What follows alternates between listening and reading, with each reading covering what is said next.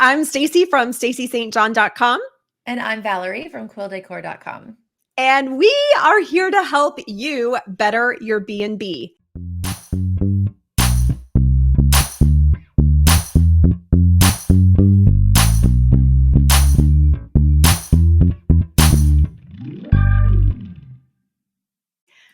Val, let's dive into this listing today, girlfriend. Okay, let's do. We are going to review a listing in Mentone, Alabama by Shannon.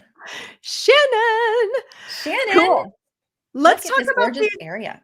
I know. Let's talk about these Fab Five photos, and I'm starting the timer. Okay. Okay. Here we go. All right. We didn't discuss the Fab Five in advance. Stacey, what do you think? I would love to see a bit more variety in the Fab Five. I love the outdoor photos, the photo of her front porch. I love the photo of the river or stream that I'm seeing. I would love to see maybe a little bit more, I'm going to say punchy, attractive photos for the other three. What are your thoughts, Val?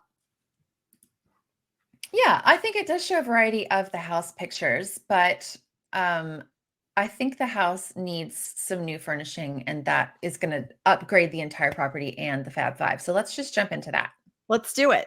Okay. Okay, here we go. We're going to jump into some pictures. I'm going to just kind of float through these and say that our first key takeaway is that, Shannon, I would recommend that you get a design audit completed on your property.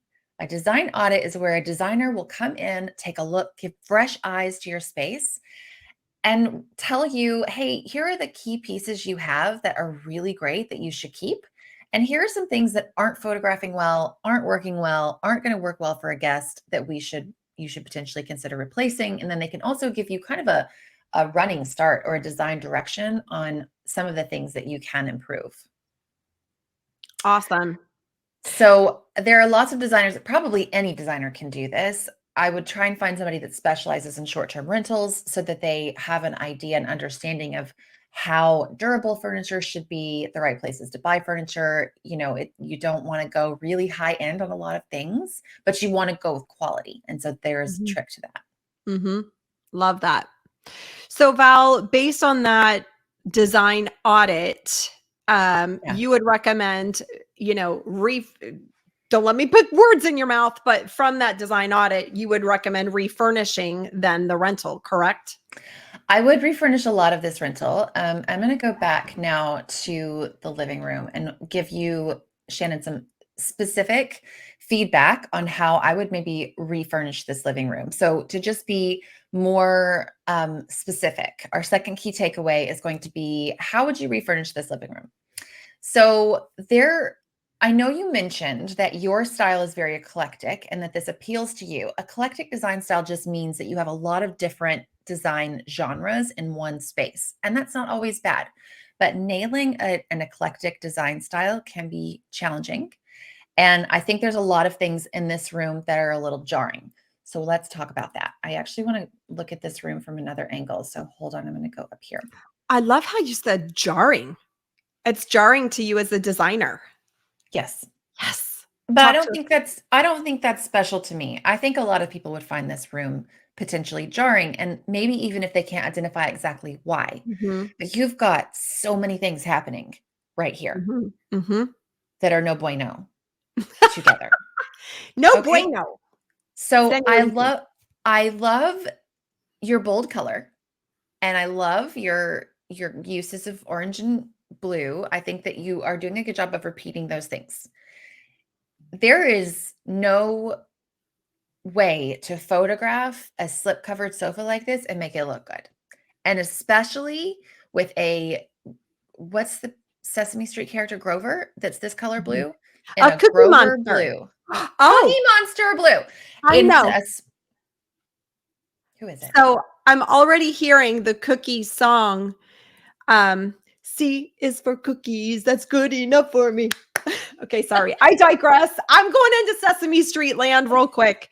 Okay. But I agree. Grover and Cookie Monster are both blue. And you're right. It's that color blue. It's wrong. It's all wrong. For a cabin, what we want is like what I want to see in a cabin is something that mimics nature a little bit more. Now, do you see this color in nature? There's some wildflowers with this color, sure.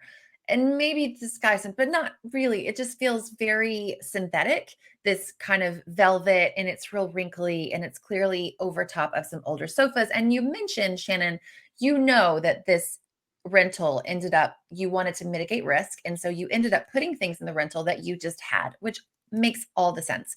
But now that you are successful, you are seeing your business grow, you're wanting to invest a little bit in this property. So this room needs to be focused on. I love eclectic style, and I don't want to take that away from you or make this sterile in any way. But what you have going on here needs to be updated. I would absolutely invest in some new lounge pieces. This chair floating over here just doesn't make any sense. He's not, what's he doing? Who's sitting there talking to anybody? Like nobody's even using this chair. So just the whole layout needs to be rethought in such a way that maybe evokes conversation.